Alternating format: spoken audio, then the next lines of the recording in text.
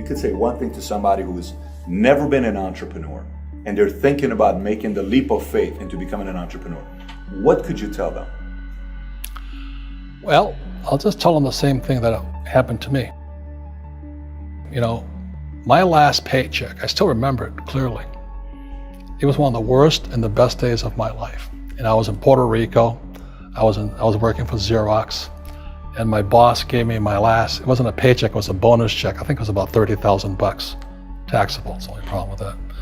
So I got this check and I went, holy mackerel. You know what I mean? So I was excited, but I was also disturbed.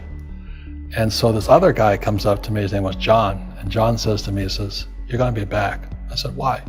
He says, because you're gonna fail. I looked at him and said, look, few expletive words, because that's what he did. He left Xerox, failed, and he came back. And I said, look, you failed and you came back, but I'm gonna fail and I'm never coming back. And that's the attitude. Do you know what I mean? If you say, well, if I fail, I'll go back to mommy and daddy, then that's what you'll do. So if you fail, that's when I became an entrepreneur, because I had no money. I had no money for years. You know, I didn't have a paycheck.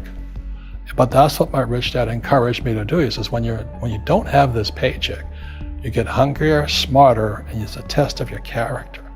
Will you become a crook? Will you become dishonest? Will you cheat and steal? Or will you become a better human being?